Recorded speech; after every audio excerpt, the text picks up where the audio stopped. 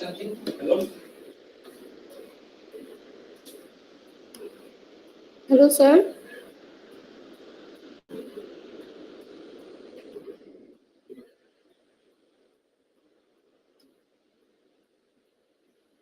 Dr. Ravinder, sir.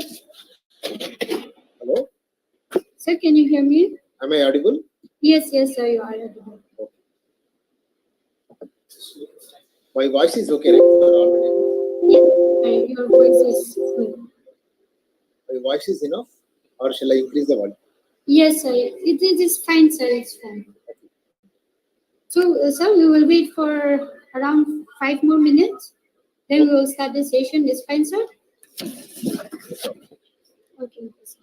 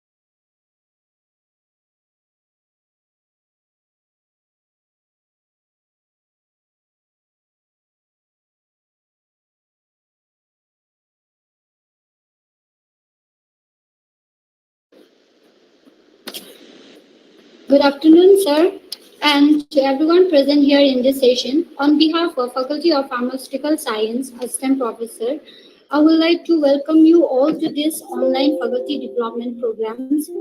The speaker for today's session is Dr. Ravindra Gonthan, sir, under the topic Role of Pharmaceutical Chemists worldwide in handling the COVID-19 pandemic, our endeavors at CSIR NCL. I welcome you, sir, to this session. So before starting the session, I would like to give a brief outline of today's speakers. Sir is a principal scientist in NSCL, Pune, and as we can see that sir has received his BSc from Kakatiya University, Warangal, India, and MSc from Osmania University, Hyderabad, India.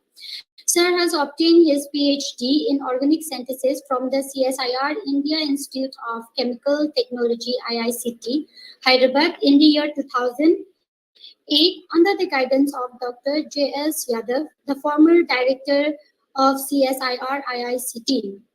Sir has also been a postdoctoral fellow with Professor Perry Des Longcham at Université de Cherbourg for around 2 years and University level Kobe, Canada for 3 years. Sir has returned to India after a short-term stay, like around 9 months, at a Perry Contract Research Organization, Toronto Research Chemical, Toronto, Canada, as a senior research scientist. After coming to India, Sir took up a senior scientist position in the year 2014 at the Organic Chemistry Division, CSIR NCL, Pune, India. Currently, the divisions of CSIR NCL, Pune, his research interests include the development of novel cascade domino reaction involving the main group and transition metal synthesis of bioactive natural product, design and synthesis of bioactive natural product, design and synthesis of new chemical entities for drug discovery, application, and process development for APIs and API intermediate. I welcome again, sir, to you. Now I would like to request Dr. Ravindra Gautam, sir, to please start the session. I would like to request the participant to please mute your mic during sir presentation so that there will be no disturbance in between sir presentation so that he can continue with a very good presentation. And at the end, there will be a question session in which you can ask any questions to today's speakers if you have one. Now I'm requesting Sir again to please start the session. Sir, please. Can you hear me? My voice? Yes, sir. Yes, sir. It's audible. Yes, sir. Okay. Yeah, thank you, Rosman, for your kind and very wonderful introduction. Thank you, sir. Okay. So now I will be sharing the presentation.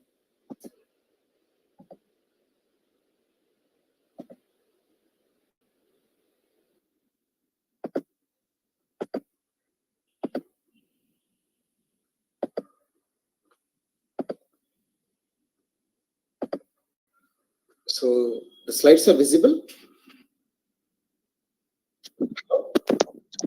Yes, sir. Yes, sir. Is it visible? Yes, sir. Yes, sir. Yes.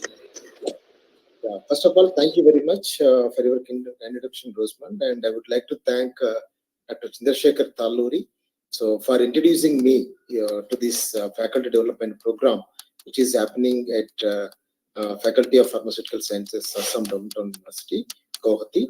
So today my talk is entitled Role of Pharmaceutical Chemists Worldwide. And in handling the COVID-19 pandemic, our endeavor at CSIR NCL. So basically at CSIR NCL, our research group works in 4 different fields. So the first most important one is total sense of biologically potent natural products. And the second one is development of new synthetic methodologies. So which can be used in total sense of biological active natural products. And while working in total sense of bioactive natural products and development of new synthetic methodologies, so we come across several new chemical entities, okay, so which are not reported in the literature. So in case of total synthesis, many intermediates will make it. In development of new synthetic methodologies, we make new scaffolds. So those all new chemical entities will be tested in our in-house biochemistry department at NCL. So, and we develop a medicinal chemistry projects as well. And another very important field of our area is the development of affordable synthetic routes for existing drugs.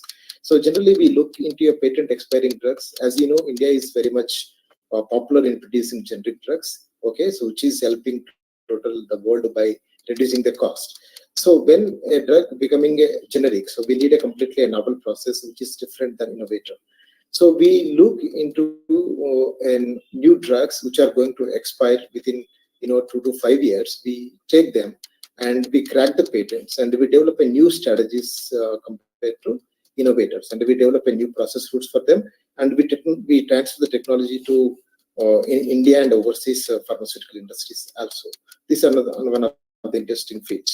So my talk, basically today's talk, majorly connected with the development of affordable synthetic routes for existing drugs, to which we carried out in pandemic times. So my today's talk divided into 4 sections. Okay, so I would like to minimize my talk today. Why? Because just you had lunch, everyone. Post lunch talks and hearing and presenting really very difficult. I could understand. So, but my talk will give you really very interesting information. So you may not be get bored. So around 30 to 45 minutes max, my talk will take. So this talk is consisting 4 topics. So one is introduction to COVID-19. Okay, so once the pandemic started, many of you gone through Google, newspapers, many articles came out. So as a part of your scientific endeavor, also very well about COVID-19. But I would like to give you the numbers and classification of different coronaviruses and some very important scientific information about COVID-19 and the role of chemist and the contributions of chemist, global contributions. That is the next part I want to discuss, and the contribution of chemists from CSIR. So NCL is one of the organizations under CSIR, which is Council of Scientific and Research. So once the pandemic started in India, okay, like ICMR, CSIR, and many pharmaceutical industries, IITs, and all research laboratories in India, so they proactively worked to figure out answers and to handle the pandemic. Okay, so in global scenario, how the chemist played the role and to handle the pandemic, and within the CSIR India, how the chemist played a role, and as a chemist from CSIR NCL, okay, our research group, so what it has contributed to handle the pandemic. So these 4 parts I would like to share with you today. Yeah, so coronaviruses comprises a large family of viruses. So these are not new viruses. Those are very common in human beings as well as animals, like camels, cats, cattle, and bats, and many other zoonotic animals. And International Committee on Taxonomy of Viruses classified coronaviruses into 7 categories, which also includes human coronaviruses. So these particular 4, these are very common human coronaviruses. Okay, so this 229E and NL63, these 2 are alpha coronaviruses, and OC43, HKU1, this is beta coronaviruses. Okay, based on the DNA helical structures, they named this like alpha coronaviruses and beta coronaviruses. So these are very common and cause mild to moderate upper respiratory tract illness. Okay, so this is not that much dangerous. Every year we get cold, cough, and all this thing. This comes through this very common human coronaviruses. So very important and lethal coronaviruses are MERS-CoV. So MERS-CoV is beta coronavirus that causes Middle East Respiratory Syndrome. So this named after the disease caused, okay, Middle East Respiratory Syndrome. So it was identified in 2012 in African countries. Okay, the next lethal one is SARS-CoV. So the beta coronavirus that causes severe acute respiratory syndrome. Okay, this is already existing SARS-CoV, which is identified in 2002. The latest one, what we still facing the problem is SARS-CoV-2. So this is a novel coronavirus that causes coronavirus disease. So this was detected in 2019 December in China. So if you look at the structure of SARS-CoV-2 novel coronavirus, so the size is almost 60 to 140 nanometers in the size. If you see the skeletal structure, it's consisting nucleocapsid protein, enveloped glycoprotein, and a membrane protein, okay, which is covering the nucleocapsid protein, and a spike protein, and hemagglutinin esterase He, and a lipid bilayer.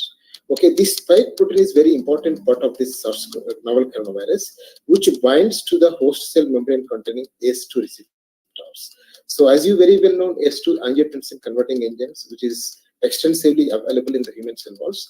So these spike proteins will be connected to ACE2 receptors and enters the host cell, and it will damages and undergo replication, and it expands. Yeah, so these are the general symptoms of COVID-19, which are variable but often includes fever, cough, headache, fatigue, breathing difficulties, and loss of smell and taste.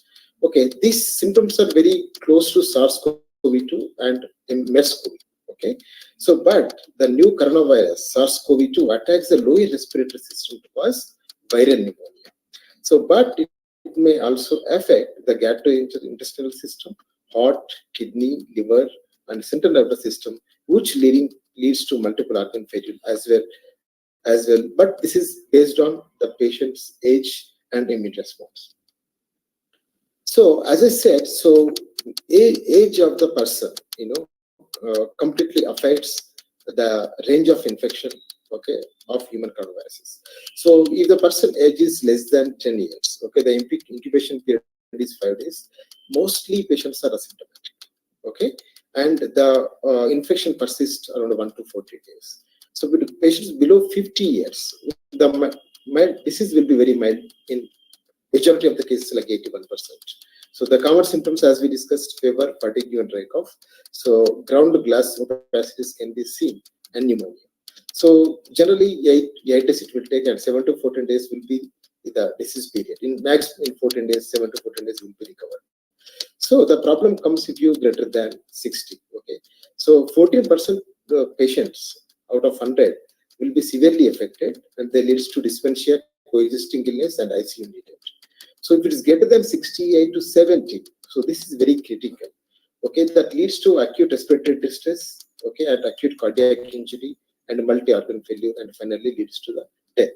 So age is very, very important. So age also affects our immune responses, and age also, due to the age, if age increases, there are other several complications in a human being, like like diabetes, like cardiac failure, like hypertension, liver malfunction. There are many other ailments will be there if you cross above 68. So that that is very critical in the case of above 60 to 68. So this is the timeline of COVID-19. So just I would like to again recall really what happened. So how it started and where we are. Okay. So in 8 December 2019, onset of the first recorded case in Wuhan, okay, Wuhan province in China. So after 23 days, okay, in 31st December 2019, first reported of 27 cases of pneumonia with unknown cases in Wuhan and China. So on 9th January, okay, 2020, so almost after 1 month, China announced the identification of a novel coronavirus as the causative agent of the pneumonia outbreak in China. So on 13th January 2020, cases of travel from Wuhan was confirmed in Thailand. So one of the passenger traveled to Thailand. They detected SARS-CoV-2 in the patients. On 20th January 2020, human-to-human transmission was confirmed. So until 20th January 2020, so there is no evidence that this virus is going to transmit from human to human. So on 20th January, it was confirmed by China. So human-to-human transmission was confirmed. Okay. So on 23rd January, Wuhan city was locked down. So after 6 days, 29th, the coronavirus spread to all 34 provinces across China. If you see, just within 6 days' time, the China completely contaminated. And the 30th January 2020, WHO declared as PHEIC alert. So that means it is very pandemic. It is going to expand throughout the world. Suppose if you see today, how many cases we have. As per the yesterday's data, total cases around the worldwide is 56.5 crore. Total deaths, 63.7 lakhs. Okay, this is the official calculation they have made. So unofficially, we don't know really exactly the number. So if you see in India, total cases as of yesterday, 4.38 crore. Okay, total deaths happened 5.26 crore according to the exact data provided to the government of India. Yeah, to address this current global challenge and to diminish the spreading of this disease, So immense efforts, rapid developments have been done by several agencies. So why? Because this pandemic happened accidentally in China. So nobody knows what is the reason for the disease and how it is happening. So what microorganism is responsible, and what is the disease mechanisms, and how to treat it, how to handle it. So we don't have any clue. Okay, so you forget about very developing, low developed countries like African countries, even developing countries like India and all. Really, also the developed countries, also like European countries, they don't have any clue really how to handle and what to do with it. So to address that, an immediate response made by several governments all over the world. So if you don't know any scientific reason and how to handle it medically, okay, so the very important steps were taken by the governments, that isolation of patients. Okay, that is really a physical thing. So any government can do it. They started isolating the patients and quarantining patients and close contacts. That is very, very important. So to quarantining close contacts and diagnosis with limited centers. So really there is no diagnostic tools widely available in the society those days. So only highly equipped laboratories like National Institute of Virology, Pune, in case of India I'm talking about, okay, Center for Cellular and Molecular Biology in Hyderabad. So very few laboratories having this BSL-3 facility, BSL-3 and 4 facilities, and they have certain biomarkers and they're able to figure out really there is a virus infection or not. So that's why diagnosis with the limited centers they're able to perform, and symptomatic treatments. So based on so we have like earlier viral infections like MERS infections, Zika virus infections. Based on that experience, so there are certain guidelines made by WHO and our Indian SCMR. So a symptomatic treatment was started, and sanitization and lockdown. These are the primary steps taken by all the governments and worldwide. So next, very important sector comes into the picture is healthcare professionals, doctors, nurses, paramedical and government administrative staff. So these two sectors are the visible sectors. The common man can see. So what is being done by governments and hospitals. So another very important thing, which is the invisible section. Okay. So there is a scientific community, biologists, biochemists, and chemists and pharmaceuticals and pharmaceutical chemists and pharmaceutical industries and biomedical engineers. Okay, so these 3 to 4 categories are backbone. Okay, to really how to mitigate the COVID-19. They provided enormous solutions and they saved the humanity. So really, I'm going to tell really what these people have done to tackle with COVID-19 pandemic. So if you see biologists and biochemists, okay, so these people, these people played very important role to understand, okay, what is the biological response against infection. So once infection happens to a person, so what is the biological response in the body? What are the modifications going to happen and happening? Okay, and how to tackle them? Okay, and detection of virus. Okay, there are several viruses in the atmosphere. Okay, so like as we discussed, in coronaviruses there are 7 types. So we don't know the severity of virus, how it will contaminate, what's going to happen. And first of all, if you want to treat that viral infection, you need to know which type of virus, and you have to detect the virus. Okay, and gene sequencing. So unless you do gene sequencing, okay, we cannot really figure out what is the viral. Generally, along with SARS-CoV-2 infections, general viral infections also happens every year to everyone. Okay, so how to rule out this particular infection is a COVID infection or not? So then detection of virus is playing very important role, and gene sequencing. Okay, so only our NIV and CCMB able to do initially the gene sequencing. Okay, later several instruments come into the picture. Even very small laboratories also able to do a gene sequencing after 1 year of pandemic time. Okay, but initial stages, very few laboratories in India and abroad so able to do gene sequencing. And determining the protein structures. So you need to know the protein structure and the protein sequence. So if you don't know the protein structure and sequence, really you cannot develop a drug, you cannot screen a drug, and you cannot detect the virus. Okay, and determining drug targets and mode of actions. Once you know the gene sequencing and determination of the protein structure, so really very easy to screen in silico and in vitro screening of a new molecules or no drugs against this COVID-19 infection, and vaccine development also. In order to provide manufacture vaccines, you need to know complete protein structure and gene sequencing. Otherwise, you cannot make a vaccine.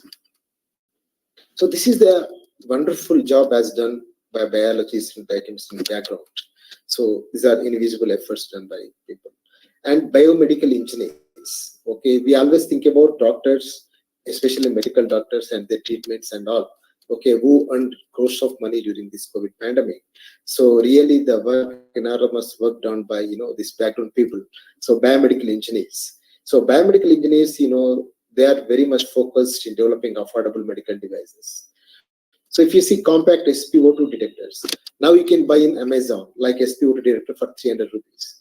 How it came into the picture. Okay, so before pandemic or first 6 months of the pandemic, so SpO2 detectors are only available in ICU, which are connected to ICU beds in hospitals. So you cannot see really how much SpO2 you have. Okay, so the biomedical engineers played very key role in developing affordable medical devices to handle COVID-19. So they developed a compact SpO2 detectors we can buy anywhere in the market or in roadside shops as well, and oxygen concentrators. So these played very important role. Generally, it is acute respiratory syndrome. So a patient cannot stay for long term in hospitals. Once the patient discharged at home, you need oxygen concentrators. So oxygen cylinder shortage, very well.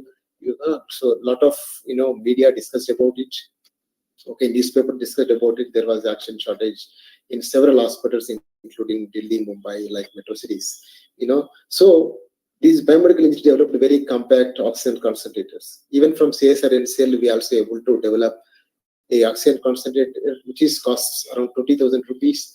So just you can buy and you can use this oxygen concentrator at home, which generates in situ oxygen from taking atmospheric air. Okay, and ventilators. Okay, so invasive and non-invasive ventilators, and a lot of other medical equipment. So these biomedical engineers played very, very important role, and several CSIR labs and ICMR labs and IITs. So they came up with very good and very cost-effective solutions, and they developed technologies and they transferred the technologies to MSMEs in India, and they helped a lot to the community. So when we come back to chemists and pharmaceutical industry and academia, so how the chemists from pharmaceutical industry and academia played a significant role to mitigate the COVID-19. Okay, so these people also worked very well in developing personal preventive measures like masks, PPE kits, swabs. So if you look into these masks, so when you see before pandemic, so especially very few synthetic research labs and biochemistry labs and hospitals only used to use masks. There is no like a very mass production in India. So we need to come up with very emerging technologies to produce masks and scale up. It was very, very important. So PPE kits, earlier in hospitals also nobody was using PPE kits, especially only in operation theaters, the doctor used to use PPE kits. So how many PPE kits needed, okay, to tackle this COVID-19 pandemic? Okay, so when pandemic started, so every medical practitioner, so even including drivers of ambulances and other family members also used to be PPE kits. So that the scale up of PPE kits, polymer manufacturing, and all these things, many people, many chemists, polymer chemists, and everybody, worked tirelessly in COVID pandemic times, and they developed novel technologies to produce PPE kits in vast number in a short span of time. And swabs. So swabs are very, very important. So there were no manufacturer in India who can produce swabs. The swabs are very important to collect the sample from the COVID patient, right? So the affordable swabs are very, very expensive in initial days. One stop used to cost around 250 to 300 rupees. That cost came down to 10 rupees within 6 months. So behind this, there is a role of so many chemists all over industry and academia to develop a very interesting polymer technologies to develop swabs and scale up. So our NCL also developed a very important technology and indigenous swab making technology and transfer to MSMEs, Pune-based companies, and alcohol-based sanitizers. Okay, so Sanitizers only earlier used to manufactured by pharmaceutical companies. So the demand was so high, you can see. So now, so after this pandemic, so even all the chemists actively participated in developing, formulations for hand sanitizers and produced. And hydrogen peroxide hypochlorite based virus destroyers at hospitals and other medical centers. And drug discovery.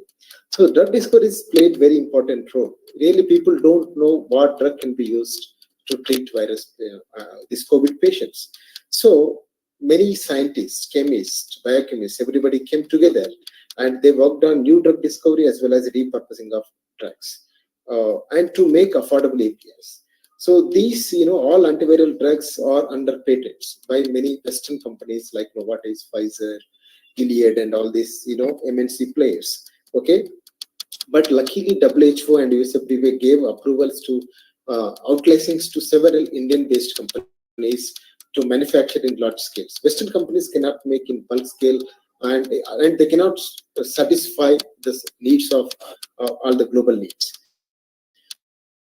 So, they license given to several pharma companies in India to manufacture them. Okay, so even we don't have raw materials in those days. Why? Because there are exports and imports were stopped due to lockdowns all over the world. So we need to develop a process from indigenous chemicals. So even the process routes are very well known, we need to practice it, we need to re-optimize it to scale up in India. So to address all these problems, okay, several chemists, pharmaceutical chemists all over the world and in India, in academies and pharmaceutical industry, really they work tirelessly in lockdown periods, even 24 hours, and they provided solutions to manufacture repurposing drugs within India, and even we exported many pharmaceutical agents to various countries, including United States of America, and raw materials for vaccines and others. So for vaccine manufacture also we need raw materials, right? So raw materials were stopped, importing from China due to lockdown. All shippings were banned. So we came up with the novel solutions, and we manufactured these vaccine adjuvants in several CSR labs, and we deliver, okay, those to Bharat Biotech, such companies, these raw materials to help in manufacturing and scale up vaccine manufacturing. Yeah, so as I discussed, so we don't know really how virus is behaving. So what is the disease parameters? Don't know how to develop a new drug. So new drug development really very time taking, as you know very well. Traditional drug discovery process starts from target identification, okay, and through screening and molecular discovery and lead optimization and ADMET evaluation, and when it goes to phase 1, 2, 3 clinical trials and drug registration, and it will come to market. Generally, if you want to develop a new drug in traditional way, it takes 10 to 17 years process. Okay, so the success rate is less than 10%. Okay, so this pandemic, if you want to handle it, really it is very impossible to come through all these steps to develop a new drug and to take it to the market. So the best way is drug repurposing, as you know very well. So drug repurposing, no need of target identification, no need of screening, molecular discovery, lead optimization, ADMET. Why? Because in drug repurposing, we take existing drugs which are possessing the similar mode of action, and those things can be directly tested on these patients, and we can get approval from DCGI or FDA. Okay, so that we can avoid all these steps up to ADMET. Why? Because they already established in previous clinical studies, so that we can directly go to registration. Okay, after a few clinical trials like phase 2 and 3, and we can take it to the market. So all over the world, so all the governments and pharmaceutical companies mainly relied on drug repurposing to handle this COVID-19. So now I'm going to give you very few examples, okay, of contributions of chemists in worldwide. So based on the drug repurposing technology. Yeah, you know very well Remdesivir. So it was always in news since this pandemic started. Okay, so if you see Remdesivir, so this Remdesivir is a nucleotide-based drug. It was initially developed to treat hepatitis C and Ebola viruses, which was developed by Gilead Life Sciences, USA. So the mode of action is it blocks RNA polymerase. So RNA polymerase plays very important role in SARS-CoV-2 infections as well. Once the virus enters into the host cell, so this RNA polymerase plays a very important role for the polymeric chain reaction and virus replication. So a similar mode of action is needed to handle SARS-CoV-2. So that this remdesivir got approvals. Okay, there are parallelly 9 clinical studies worldwide started, and even in India, DCGI also approved to give remdesivir to really very serious patients in hospital setups. Another one is favipiravir. So favipiravir is a prodrug, not really a drug. So because of that, favipiravir you need to give in larger doses. So it enters into the body, it reacts with various nucleosides, okay, and it converts into a real drug, okay. So it was developed to treat initially for influenza, okay. So it was developed by Fujifilm Toyama Chemical Japan, which blocks RNA polymerase like remdesivir, and it's approved in China, and clinical studies in China, Japan, Italy still under progress, and it was extensively used in India to treat COVID-19 patients. So another one is galidesivir, okay. So it was developed initially to treat filovirus, Ebola virus, and yellow fever, which were developed by BioCryst Pharmaceuticals CFC. Okay, this is nucleoside RNA polymerase inhibitor. Okay, so the mode of action is similar to COVID-19 disruption. So advanced development stage to treat COVID-19 patient, this particular drug. So umifenovir, it's also brand name is Orpidol. So it was developed to influenza membrane fusion inhibitor. This was basically developed by JSC Pharmastan, Russia. So latest clinical trials in China under progress. Okay, still they are studying this one. In China now also really this COVID-19 already now breaked and several patients are admitting in hospitals. So this including combination with other drugs, not only used a single drug. So region hospitals and other institutions in China, they are really seriously looking into this particular molecule. So another one, lopinavir and ritonavir. So you know very well. So this drug used to develop HIV protease inhibitor for HIV infections. So the brand name is Kaletra. So this was basically developed by Abbott Laboratories, UFC. Okay, 10 latest stage clinical trials going on. So to verify the efficacy of Kaletra towards COVID-19 patients. So another one is chloroquine and hydroxychloroquine. So you know very well, a lot of newspapers there was a news whether to use, whether not to use chloroquine and hydroxychloroquine. So these molecules basically developed to treat malaria followed by rheumatoid arthritis. But there is no really exact clinical evidence. There are several clinical trials are going on, even though there are like very side effects are there when you use hydroxychloroquine and all, like a cardiac arrhythmia and all those things. So, but at this later stage in India, so they stopped using hydroxychloroquine to treat COVID-19 patients. So next, azithromycin. So azithromycin is an antibiotic really. So generally a COVID patient get viral infection. So generally doctors don't recommend to give azithromycin to patients who infected with COVID-19. So when a COVID-19 attacked a person, a patient, their associated bacterial infections also may be present in the patient. To avoid that, doctor used to prescribe azithromycin. Okay, it was basically developed by Teva Pharmaceuticals, and this was extensively used. Okay, and even this was approved by DCGI India. And dexamethasone, this is a steroid, is having a lot of side effects. So you see many recent newspapers by using these steroids, there are several complications towards patients. So these dexamethasone basically developed to treat allergies, asthma, chronic obstructive lung disease, croup, brain swelling. Okay, so this was basically developed by Philip Showalter, Mayo Clinic, USA. So, and ivermectin, okay, some doctors from some clinics within India and abroad, majorly in Australia, so they used to prescribe ivermectin. It's an anti-parasitic drug. So there is no really a clinical evidence. So how it can help the patients who is infected by COVID-19. Okay, next one is Amestat mesylate. Okay, this commercial name is Foipan, which inhibits SARS-CoV-2 spike protein-initiated membrane fusion. So this is under phase 2 clinical study in Germany. So which was developed by University Harris, manufactured in Japan. And bemecitinib, AXL kinase inhibitor, which is anti-cancer drug. So this also now showed efficacy. Okay, so the patients used to recover very fast, but there is no really clinical evidence still under its phase 2 clinical trials. So these two down molecules are very interesting molecules. One is ruxolitinib, one is baricitinib. If you see these two molecules, okay, this is a pyrimidine fragment, there is a pyrazole fragment, there is a pyrazole and this pyrimidine.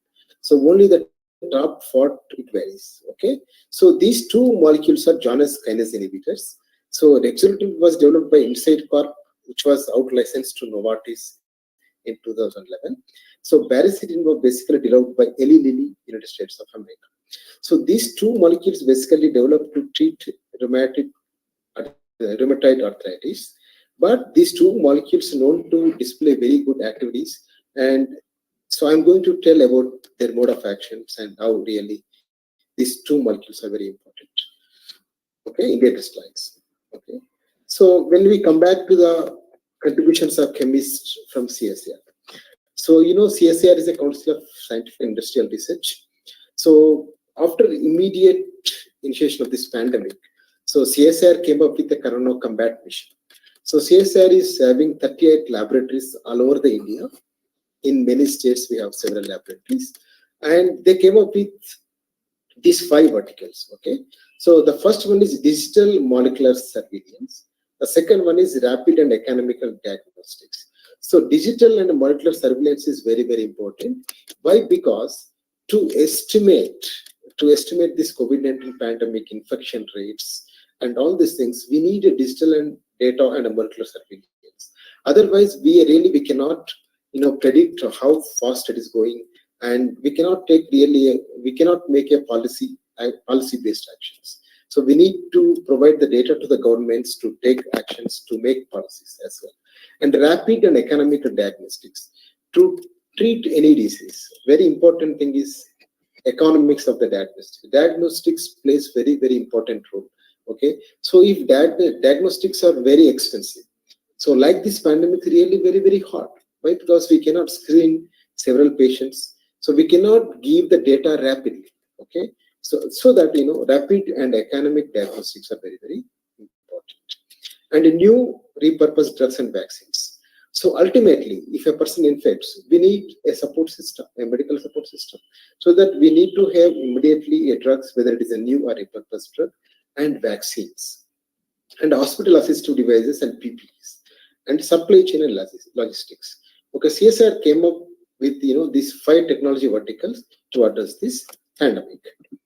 So digital and molecular surveillance, if you see, our sister lab CSIR CCMB played very active role. Okay, when pandemic started, in collaboration with CSIR in Institute of Chemical Technology and Institute of Microbial Technology, Chandigarh. Okay, so what CCMB did a coronavirus mapping. Okay, so they collected the samples from several regions of patients all over the India, and they did the mapping of coronavirus and coronavirus culture development. So you need a culture development. So if you don't have any culture-based, assay-based protocols, then you cannot screen the efficacy of known drugs or new drugs. So CCMB really very much successful in India in developing coronavirus culture development and screening and testing. This is very, very, very important. So when there's any sample comes, as of today, suppose monkeypox virus infection has come. So the sample came to Pune, to NIV, National Institute of Virology. So there is no really very effective screening and ready testing systems in India. So like this monkeypox earlier in COVID-19 pandemic. So when the disease entered into the India, there is no screening testing method. But CCMB came forward in collaboration with the NIV and ICMR, okay, and CSIR. So they developed also affordable screening and testing methods and sewage water surveillance. Right? It's possible, right?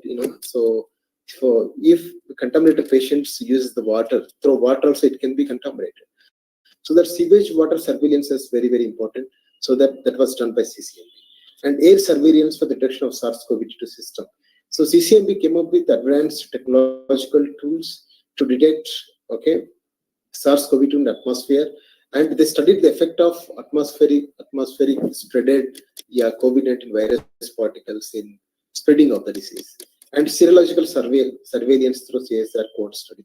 So CSR in collaboration with CCMB carried out the several serological surveillance studies all over the India in several places, and they figured out the really red zones, yellow zones, and orange zones and green zones, okay, to formulate some policies for the government of India. So these are the amazing things done by our lab, one of the laboratories, CCMB Hyderabad. Okay, so the next important, I don't want to go through rapid and economical diagnostics, which is out of my domain, and hospital assistive device and PPEs and supply chains and logistics. When we come back to new repurposed drugs and vaccines, okay, CCMB developed coronavirus cultures and drug target assays in collaboration with ICMR and NIV. And CSR also developed a cost-effective process for APIs and API intermediates using locally available chemicals. Why? Because that is very, very important in those pandemic times. And import substitution. So we were largely importing for building blocks from China. So as of today, really we are too much depending on the China. So those days, due to lockdown and all, there is no supply of raw materials. If you want to scale up any API or any drug, you need raw materials in larger quantities. To address that, several CSR labs came forward, and really they did wonderful contribution to address the import substitution and to provide indigenously produced APIs for screening and local virus variants. So if you see the virus, COVID virus, it's rapidly mutating, right? So if a person came from China or India, China or US or Europe to India, so this virus keep on mutating. So really we don't know really how the mutated virus is behaving. Really we cannot use the drug which is already in practice in the United States. Why? Because the virus is mutating. We should know the gene sequencing, we should know the protein structures of our indigenously mutated viruses, okay? So, and we have to test these repurposed drugs which are in practice in worldwide, okay? And then only DCGI gives the approval to the particular drugs to treat Indian origin patients. So there are a lot of background work to do. So before approval by DCGI India. So to address all these things, okay, several CSR labs and ICMR labs, IITs and ISCRs and several other public funded institutions and private sector pharmaceutical companies played a significant role, okay, to fast tracking the system and to get the approval for several drugs which are practiced worldwide to treat COVID-19 patients. So when we come back to different, new repurposed drugs which are practiced in the States and Western countries, and we developed a novel process and we provided enough quantities of these molecules to screen on to Indian variants. So CCMB, as I discussed, they developed coronavirus cultures and drug target assays, and CSR IICG. So they developed an indigenous process, completely indigenous process, starting from indigenously available building blocks, and developed a process for favipiravir. The technology was transferred to Cipla, okay, and even other API manufacturing institutions in India, and they took it to the market. So CSR NIST Trivandrum participated in the process development for rituximab, EIDD 1931 and EIDD 2801, which was developed by Emory University, United States, and Golidesvir. And CSR III, Ministry of Integrative Medicine, Jammu, so worked on niclosamide, ribavirin, calcicin in collaboration with Laxmi Life Sciences.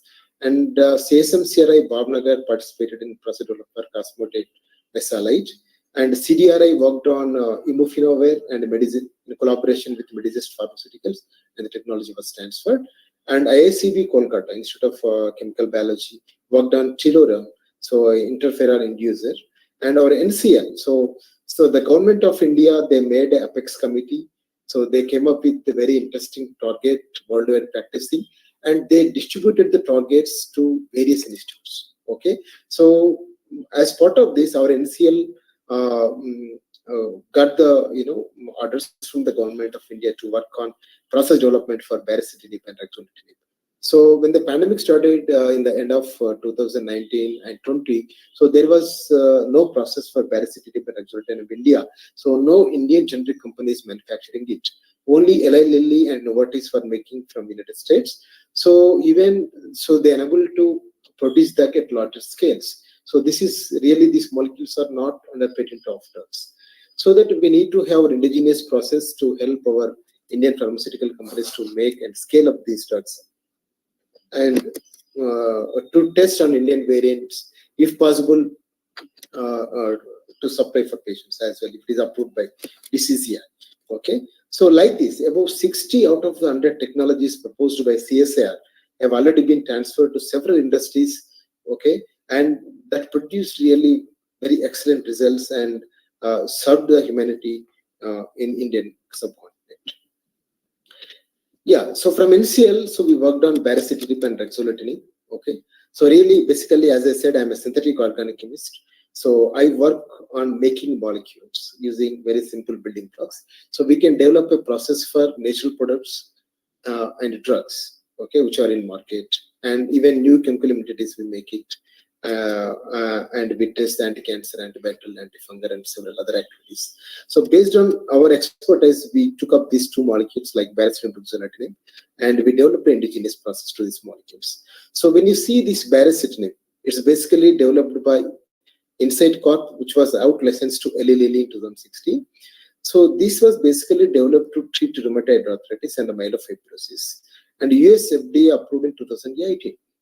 So the mode of action, if you see, this is a Janus kinase inhibitor, okay, with selectivity for subtypes JOC1 and JOC2. Okay, this effective agonist is a consequence of the elevated levels of cytokines. So when your lungs infected, okay, so cytokine storm will be the result. Okay, due to the cytokine storm will come, so due to the inflammation. Okay, so due to the cytokine storm, oxygen saturation will be reduced in the lungs. So if you're able to reduce the cytokine storm, okay, so that is really help a COVID-19 patient to recover very fast. Okay, so due to this medical evidence, okay, November 19, 2020, an emergency use authorization issued by the US FDA to use in combination with remdesivir for COVID-19. So immediately after this initiation, we took this project and we successfully completed the baricitinib process. So another target is roxolitinib. If you do see these molecules, that the down part is same, okay, only the upper part is different in these two molecules. So that we took as an alternative target also this one, okay, and this also mode of action is very, very similar to baricitinib. So on December 14, 2020, Novartis announced that the phase 3 drugs COVID. So roxolitinib and remdesivir combination. Okay, so they found that this will help in speedy recovery for COVID-19 patients. Okay, so that these interesting pharma companies in India, so the government of India proposed if CS are able to come up in a faster mode to develop processes for this, these companies were ready to take forward in scale up. So this is the chemistry part. I don't want to too much bore you about the chemistry, what we have done at CSR, but I would like to brief you really what we have done. Okay, so if you look at these two molecules, as I said, the down more than 75% is the same if you do these two molecules, baricitinib and roxolitinib. So these two molecules can be synthesized. Okay, these two are active pharmaceutical ingredients, can be synthesized from these four building blocks. One is a chloropyrimidine, which belongs to the down part, okay, and the second one is pyrazoloburonate ester. This is the middle part, and the top part, azidutinal vinyl nitrile, which belongs to baricitinib. If you replace this azidutinal vinyl nitrile with cyclopentyl vinyl nitrile, it leads to roxolitinib. So we developed a process for these four building blocks, okay, and the four building blocks we clubbed together and we were able to produce baricitinib and roxolitinib in a multi-gram scale. Okay, so this is first I'm going to talk about with these first two intermediates, how they can be synthesized. So I don't want to tell you really each and every step how we develop the process, but if you see, this chloropyrimidine part is a very common intermediate for those two drugs, and we started from very simple building blocks like ethyl 2 cyanoacetate and 2-bromo-1,1 dimethoxyethane. In 5 steps, we are able to make this molecule. So some of the steps we used, innovator followed, and some of the steps we modified. Are you hearing me? Hello? Yes, sir. We are, Yes? hello. Yes, sir. We are following. Testing. Yeah. So we developed a process on 25 gram scale. So we completely optimized. It can be scaled up to even kg scale. Okay. So this particular intermediate earlier they used to import from China. Nobody was manufacturing in India. So that now we have a ready-made process to make this chloropyrimidine fragment, which belongs to true APIs. And another one is pyrazole boronate. So these pyrazole boronate we are imported, not from China, from Western countries, and we brominated and treated with bisphenol borate to get a middle portion of the APIs. Okay, pyrazole boronate and 25 gram scale. And the third fragment of pyracetinib is acetylenyl vinyl nitrite. So we started from epichlorohydrin and benzylamine in 6 steps. Okay, so this is also 25 gram scale process, a prototype process we developed. After having these 3 intermediates, okay, so we coupled pyrazole acid with acetylenyl vinyl nitrite to get the corresponding boronate, which was coupled with chloropyrimidine using Suzuki cross-coupling reaction. Okay, and we developed a novel process for this. Earlier, it was reported in a palladium catalysis. So we developed a method, NCL-based method using a nickel as a catalyst. Okay, and we prepared 5 grams of this pyracetinib, which we converted into the pyracetinib phosphate. So pyracetinib itself, its free base is not a active drug. So pyracetinib phosphate is an active pharmaceutical ingredient. So 2 grams of this active pharmaceutical ingredient we prepared with 99.9% purity, and we submitted to the nodal laboratory CSR ISCT Hyderabad to screen on our Indian variants of COVID-19 in combination with remdesivir. Okay, so this is the summary of pyracetinib phosphate. We optimized the innovator's process in total number of 16 steps. A 25 gram scale process route for key intermediates like pyrrolochloropyrimidine 1, so which is here, and pyrazole boronate 2, this is pyrazole boronate, and acetylenyl vinyl nitrite 3. Okay, were fully established using indigenously available raw materials and significant operations to address reproducibility issues. FSL economic Suzuki cross-coupling reactions. Generally, Suzuki cross-coupling is very well known using palladium catalysis at higher temperatures, but we replaced the classical palladium catalysis with nickel. Okay, we are going to patent this technology also. We developed in this instance. And environmentally benign cost-effective non-toxic nickel catalysis developed in this process. So we are going to patent this process route as well.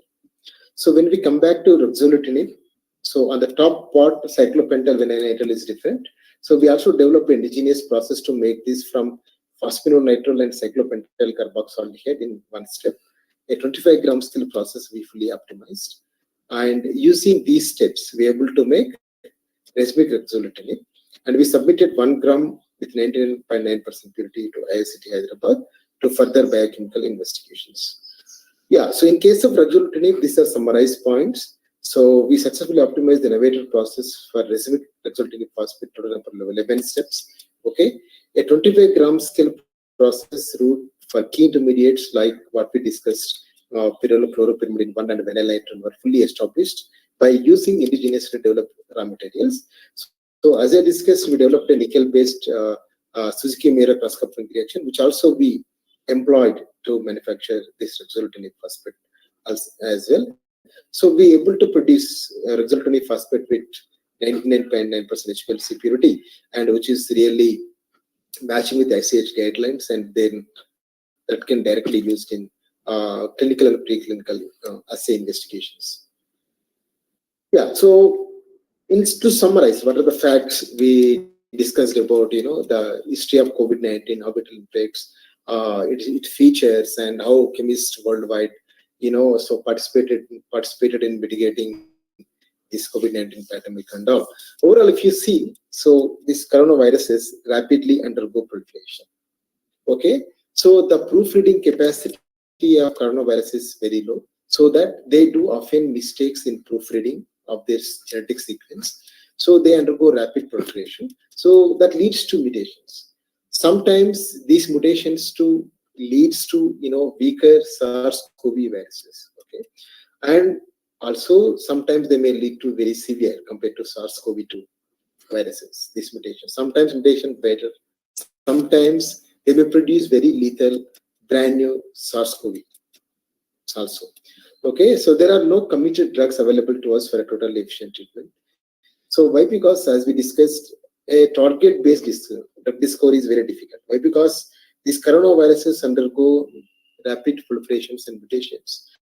So it is very difficult to come up with a particular drug which can really 100% kill coronaviruses. Why? Because it's rapidly proliferating and mutating. So repurposing of drugs only the solution which can provide solutions. So when you depend on repurposed drugs, you cannot find an accurate solution. So that is one of the drawbacks of repurposing of drugs.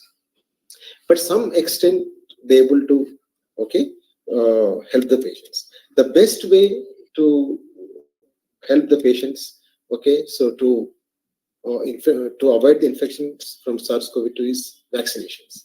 So really vaccinations also, these vaccines are efficient hardly for 2 to 3 months, maximum 4 months I can say.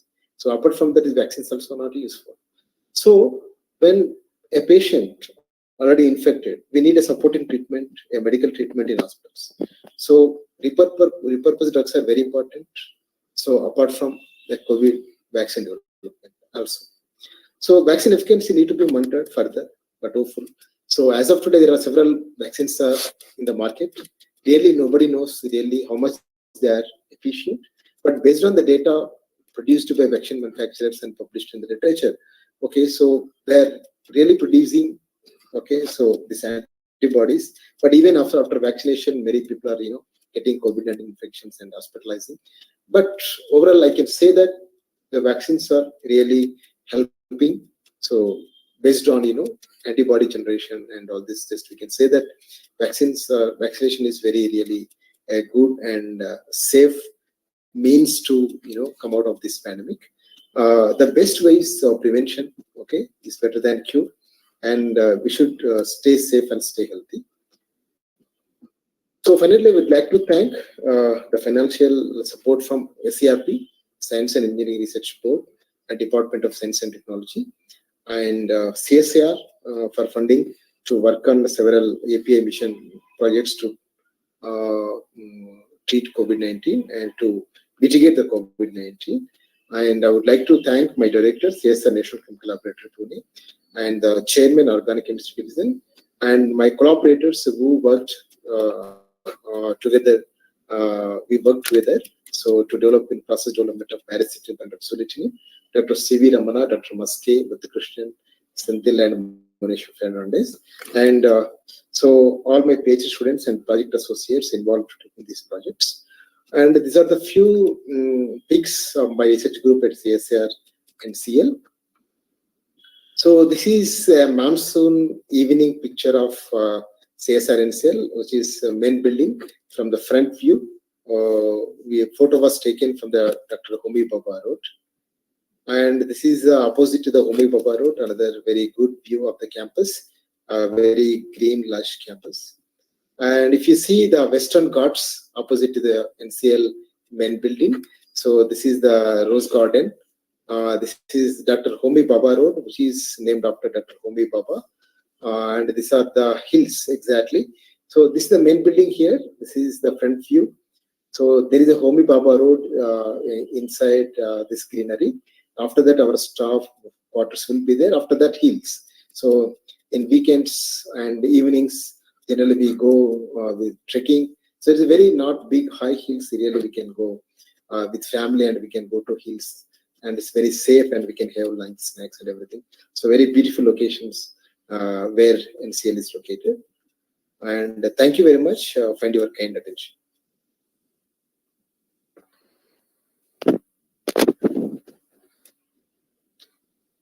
So I will be stopping.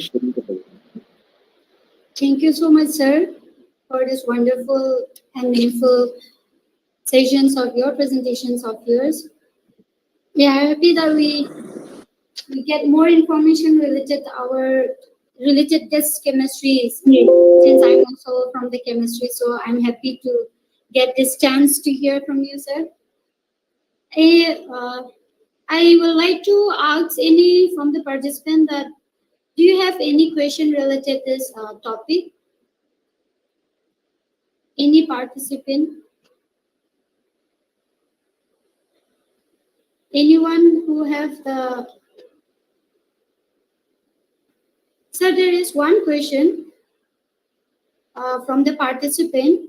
What kind of lead compound can be specially considered in case of development of newer novel antiviral drugs? Yeah, actually, the protease inhibitors, okay, RNA polymerase inhibitors. So these two are very basic targets to the drugs. Okay, so there are very interesting molecules already in the pipeline like EIGD 3128 and very recent molecule Dermalprevir. So you can go through Google and you can figure out that is also a protease inhibitor. So really, there is very blockbuster drug going to come to the market to tackle SARS-CoV-2 infections.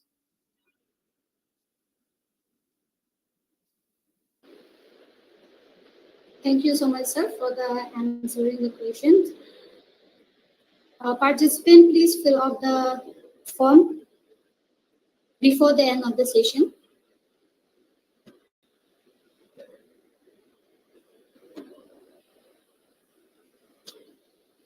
Thank you so much, Dr. Ravindra, sir. Yeah, thank you very much for giving me this opportunity. I hope you enjoyed that. Yes, sir. Yes. Any It of was you a very good thing. have a chance to come here, I'm always available. Please see me. Okay, sir. And then the last picture which you have shown us in the presentation, it is a very good picture. Yeah, very good. And Pune is located in very good place. It's very close to Lonavala, Mahabaleshwar. Yes, sir. So this very good time until September and October.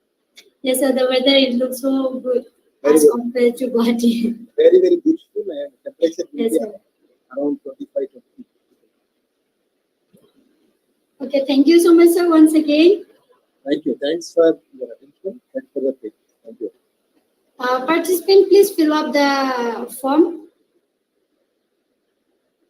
Yes, ma'am. Completed.